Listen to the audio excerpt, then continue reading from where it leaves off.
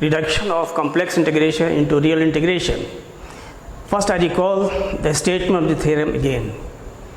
If arc L defined by z equal to zt equal to xt plus I by t be continuously differentiable over closed interval AB, and if the function fz equal to vxy plus I times vxy is continuous on L, then number one, L is rectifiable, and number two, integral L fz dz equal to integral a to b u xt yt x dash t minus v xt yt y dash t dt plus I times integral over a to b v xt yt x dash t plus u xt yt y dash t dt. We have already done the part 1 in the previous lecture S2 5.4. Now, by way of lecture S2 5.5, we are doing the second part of the theorem. So, to prove integral over L fz dz equal to integral a to b u xt yt x dash t minus v xt yt y dash t dt plus I times integral a to b v xt yt x dash t plus u xt yt y dash t dt.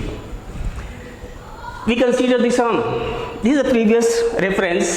We have already derived these two equations, number 2 and 3, which will be used later.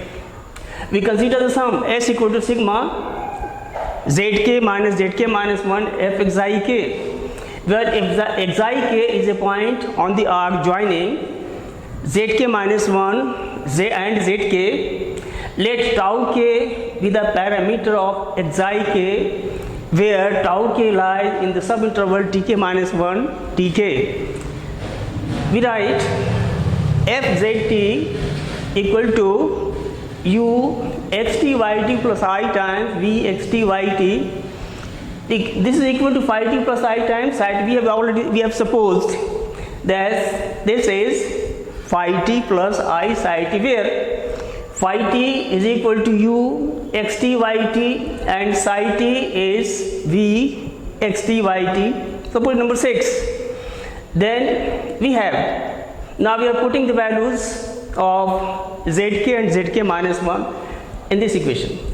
So we have S equal to sigma zk, this is xtk minus I times ytk, minus zk minus 1, this will be xtk minus 1 plus I times y tk minus 1 phi tau k plus I times psi tau k, or S equal to, separating it into real and imaginary parts. The real part will be sigma xtk minus 1 plus I times ytk minus y tk minus 1 times phi tau k plus I times psi tau k. Now, you separate it, you multiply it, and writing it in the form of real and imaginary part. So the real part will be from this into this and plus I square, that will be minus this into this. So this is sigma tk minus 1 x dash alpha k phi tau k minus sigma tk minus 1 y dash beta k psi tau k. Then imaginary parts, both will be plus I times sigma tk minus 1 x dash alpha k psi tau k plus I times sigma tk minus 1 y dash beta k phi tau k. We suppose it S equal to S1 plus S2 plus I times S3 plus S4, where S1 is sigma tk minus 1 x dash alpha k phi tau k. S2 is minus time because we have taken here S1 plus S2, whereas it is minus. So S2 is minus time sigma tk minus 1 y dash beta k psi tau k. S3 is sigma tk minus 1 x dash alpha k psi tau k. S4 is sigma tk minus 1 y dash beta k phi tau k. Taking the sums S1, S2, S3, S4 one by one, we have S1 equal to, it is sigma tk minus 1 x dash alpha k phi tau k. Adding and subtracting this term here. So S1 is sigma tk minus 1 x dash alpha k phi tau k plus sigma tk minus 1 x dash tau k phi tau k minus sigma tk minus 1 x dash tau k phi tau k.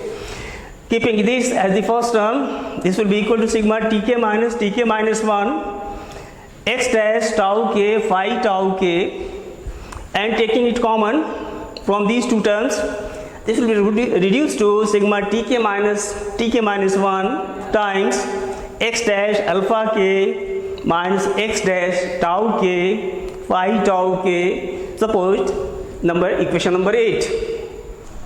Now x dash t is uniformly continuous on closed interval AB, as it is continuous on closed interval AB by the statement of the theorem.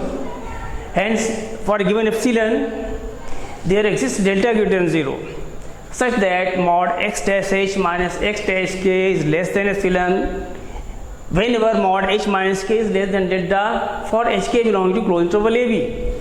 Hence, for a partition P of closed interval AB with norm non P less than delta, now we are going to apply this result on equation number 8. That is for finding the sums S1, S2, S3 and S4. Hence, for a partition P of closed interval AB with norm non P less than delta, we have mod of sigma tk minus 1 times x dash alpha k minus x dash tau k phi tau k. This will be less than equal to sigma tk minus 1 into epsilon into m1, that is equal to epsilon m1 times b minus a, because this sum is b minus a, and from here it is less than epsilon. This term will be less than epsilon, as sigma tk minus 1 equal to b minus a and phi t being continuous, as fz is continuous on closed interval AB and fz is equal to phi t plus I times psi t. Phi t, psi t both are bounded on closed interval AB. So we have mod phi t less than equal to m1. So we have replaced this modulus by m1, this by epsilon, and this by b minus a. So finally it is, this sum is less than equal to epsilon m1 times b minus a, suppose number a. Hence a implies that, now we are taking limit. This is actually the definition of limit. Mod of this less than this, where epsilon is arbitrary, it means limit of this will be 0, because this can always be expressed in the form of mod of this minus 0 less than epsilon. So limit of this will be 0. So limit n tending to infinity non p tending to 0 sigma tk minus 1 times x dash alpha k minus x dash tau k phi tau k is equal to 0. And now we have to express this limit in other form. Limit n tending to infinity non p tending to 0 sigma tk minus 1 x dash tau k phi tau k. What will happen to this? This will be equal to limit n tending to infinity non p tending to 0 sigma phi tau k. First we have placed phi tau k, then x dash tau k, and this is simply delta tk, because delta tk is equal to tk minus 1.